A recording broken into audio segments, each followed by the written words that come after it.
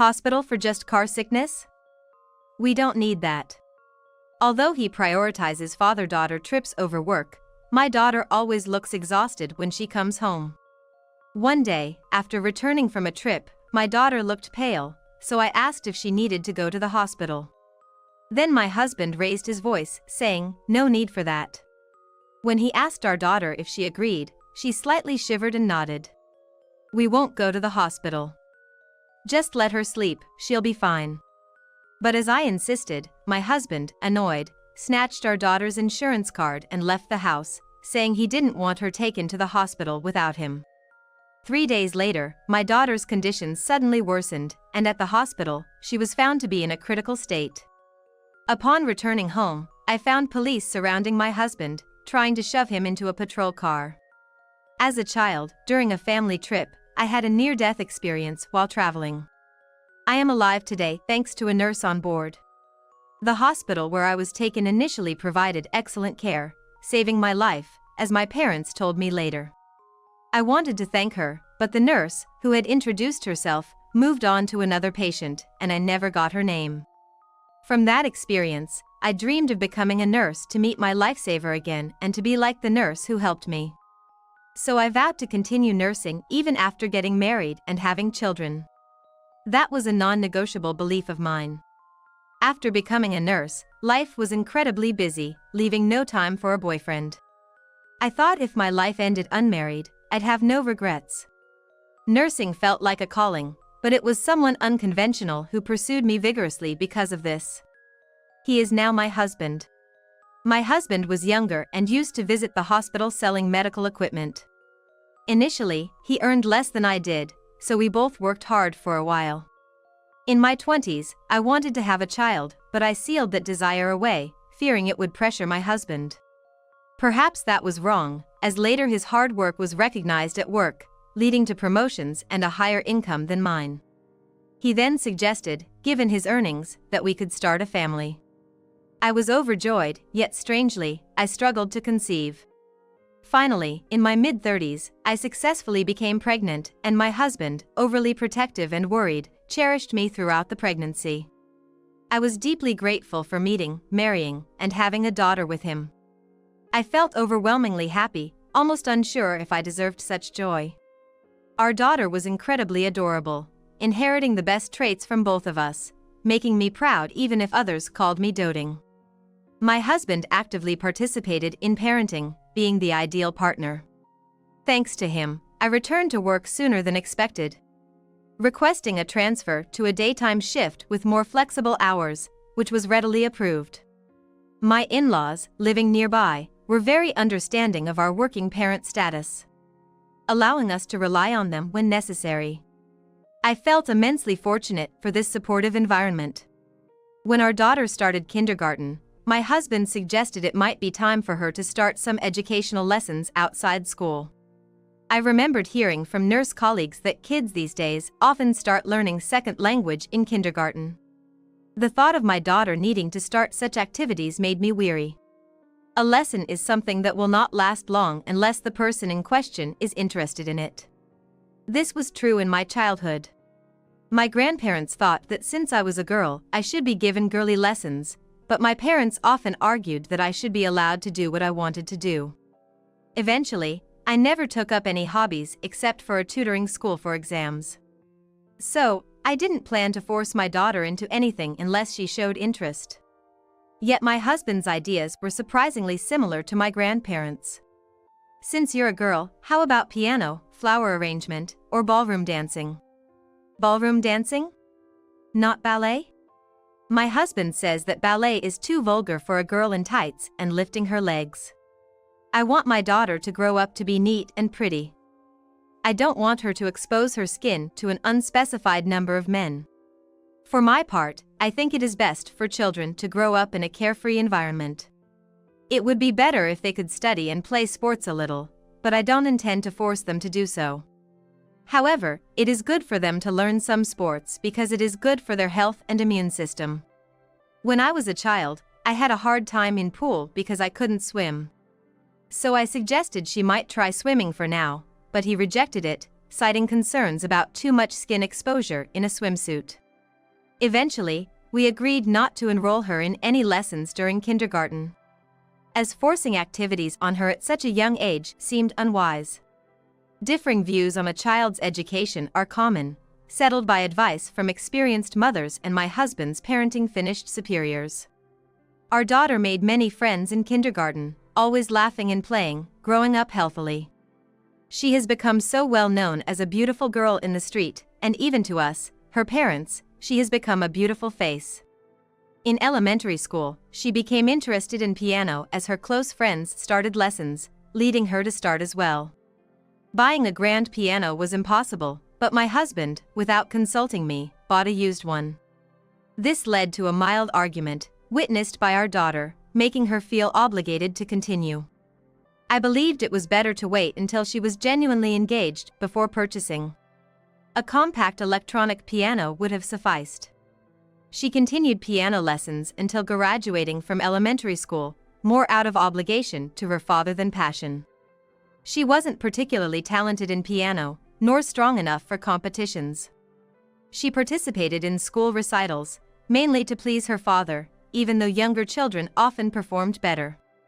When she entered middle school and her piano teacher closed the studio, she quit piano. She then focused on school clubs and studying, aiming for a high school she wanted to attend.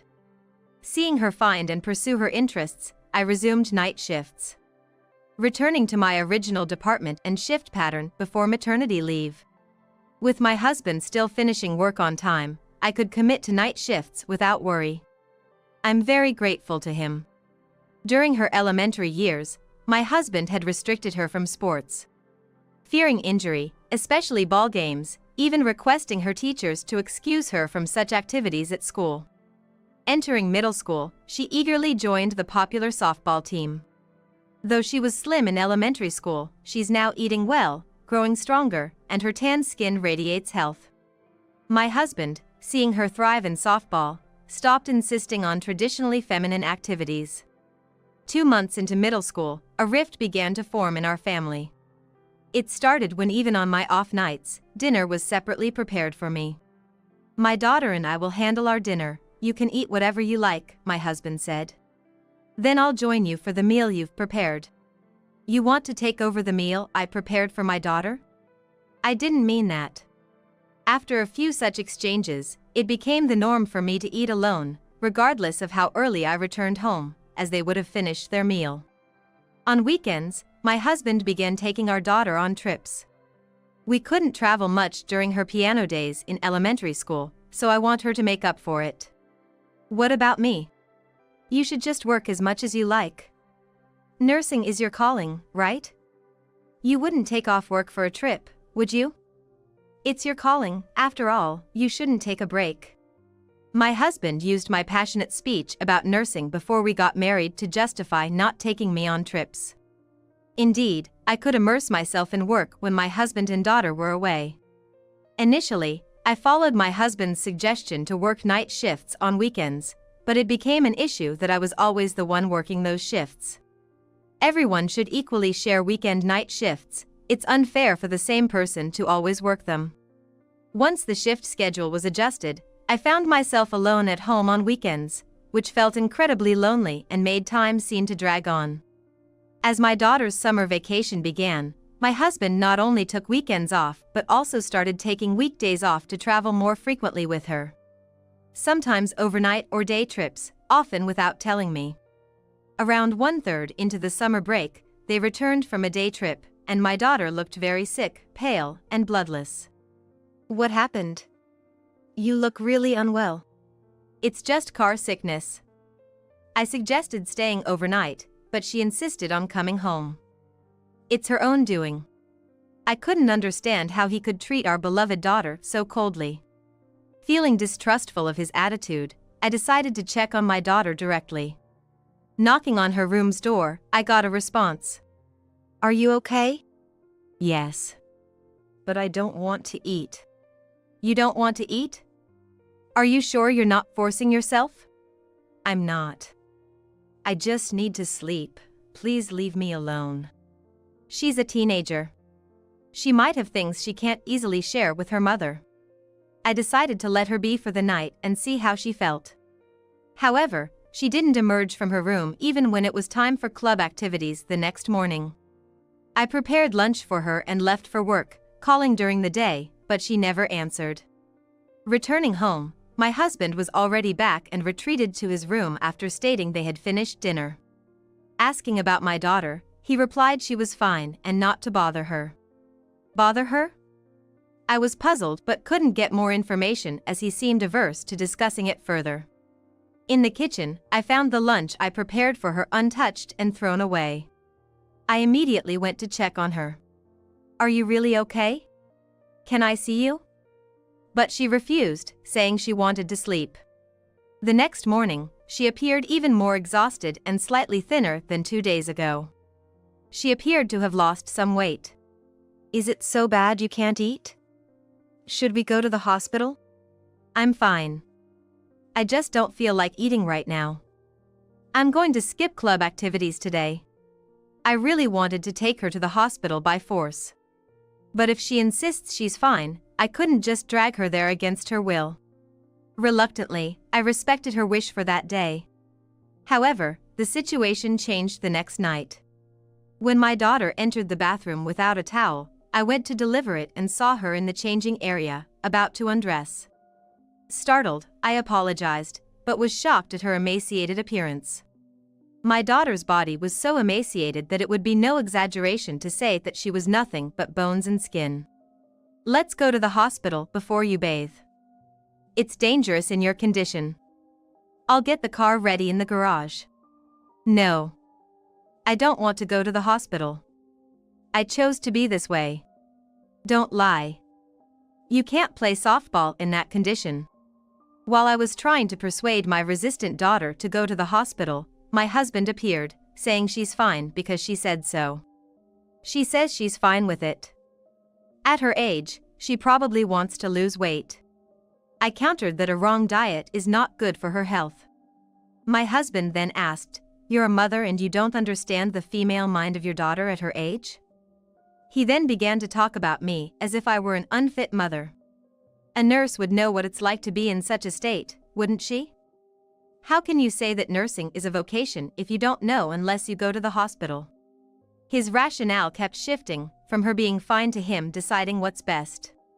As a parent and medical professional, my instinct was to take her to the hospital, even by force. But sensing my intention, my husband took the insurance cards from the drawer and left. I regretted not linking my daughter's insurance to mine. Despite the cost, I decided she needed to see a doctor. I tried convincing her with promises of a female doctor and assured her not to worry about money, but she steadfastly refused. Overwhelmed by her crying refusal, I gave in, deciding to persuade her over time. But things took a drastic turn. While I was briefly away, she bathed and collapsed. Assuming she overheated, I drove her to my hospital. Although my husband still had her insurance card, I knew we could settle the difference later. The hospital accepts credit card payments, so no matter the cost, my daughter's life is irreplaceable. I had requested female doctors for any emergencies involving my daughter, so upon our arrival, they immediately accommodated us. The diagnosis revealed she had fainted due to anemia. However, the doctor's explanation continued. Shockingly, my daughter was suffering from malnutrition. I thought she was just on a strict diet. But I always packed her nutritious lunches for school, and our meals at home were healthy. Although my husband also cooked, I did it more frequently. What was going on? Then, with tears, my daughter begged for help. "I've been too scared to speak up about Dad. But I can't handle it anymore." I knew my husband had high expectations for her. But I never imagined he was enforcing them. He had set an ideal body measurement for her and was forcing her into harmful dieting practices. "My pelvis is wide, and I can't slim down that area." He said I'd have to shave down my bones to get thinner. She mentioned that my husband suggested doing it himself to save hospital costs. It might sound like a joke, but for my daughter, my husband's words were absolute, dominating her reality. The reason we stopped having meals together was to conceal her extreme dieting from me. She was also discarding parts of her lunch I packed, to avoid going hungry from skipped dinners, complying with my husband's demands. Gradually losing strength, she couldn't even keep up with warm-up exercises in her club activities and felt she had no choice but to quit. Their solo trips were for attending model auditions. Though told to quit the club to avoid tanning, she used sunscreen to continue secretly. As the dieting became harsher, she reached her physical limits and couldn't maintain it. Feeling powerless against my husband, she was becoming apathetic. But she sensed it was only a matter of time before I discovered everything.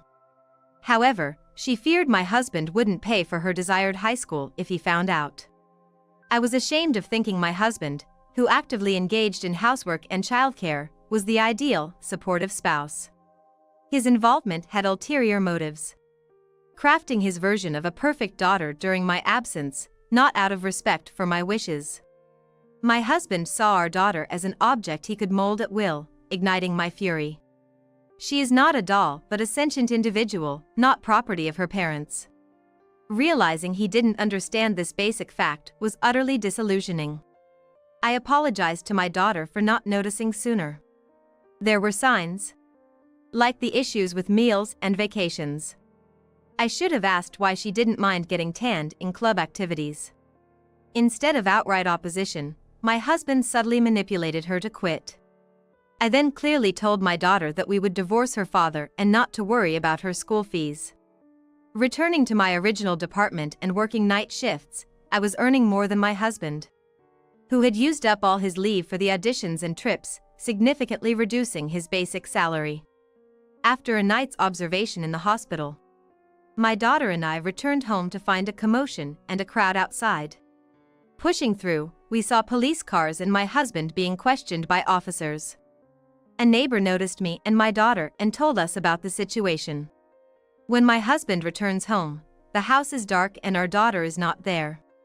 He checked his daughter's room, but since there were no signs of personal belongings taken out of the house, he thought it was a sudden runaway and started looking for her. He asked around in the neighborhood and forced his way into one house. It was the home of the daughter's childhood friend. The husband did not think well of the childhood friend, but the daughter and the other child had been very close until kindergarten. He didn't like the friend, assuming he was a girl because of his feminine appearance in his younger years. Discovering the friend was actually a boy, he raged, deeming any association too premature.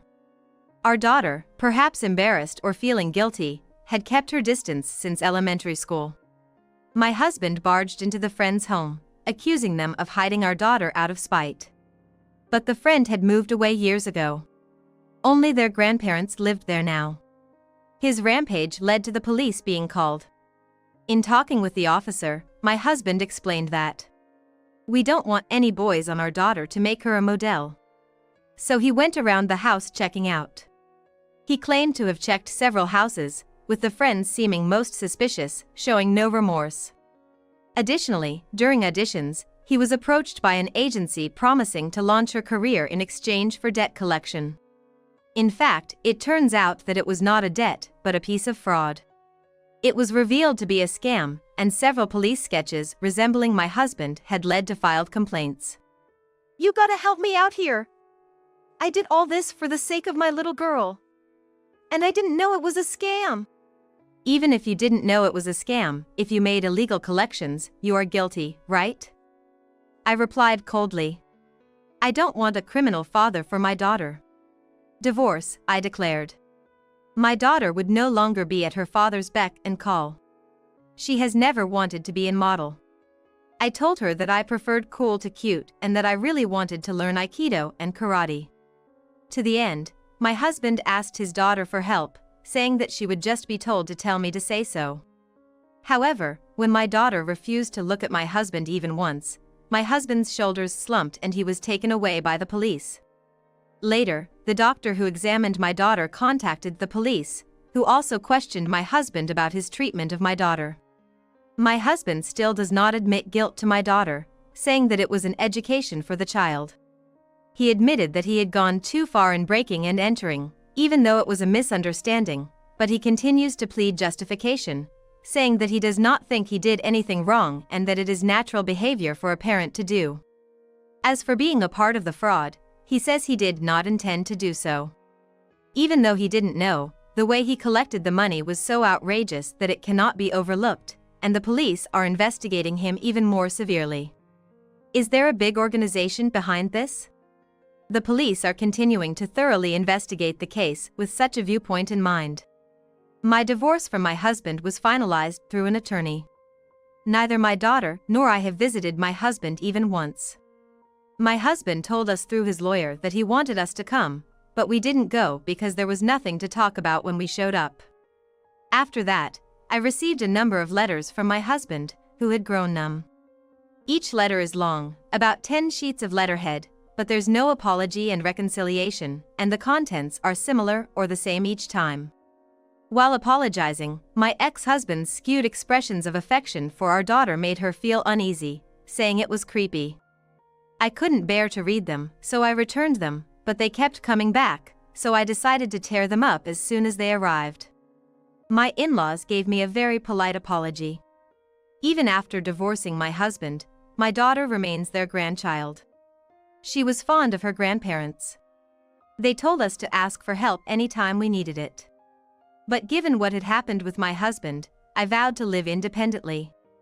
Although I wouldn't stop my daughter from seeing her grandparents if she wished. Thus, my daughter and I moved out of the family home to start anew near the high school she wanted to attend. She set new goals, excelling in her studies and club activities, and seemed to have made good friends, often chatting with them in front of our house after school.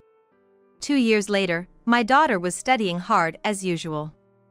Thanks to a department change that eliminated overtime and night shifts, she successfully got into her desired school. Mom, thank you. What for, suddenly? You've always put me first this past year and kept a close eye on me. Isn't it your turn now? Actually, a year ago, there was talk of me being promoted to head nurse. But I declined, prioritizing my daughter's study and requested a transfer to a more flexible department. It seems she somehow heard about that conversation. I'm okay now. I've made up my mind about what I want to do and won't be swayed anymore. So, now it's your turn to fulfill your dream and save many lives. Driven by my daughter's words, I returned to my original department when she started high school.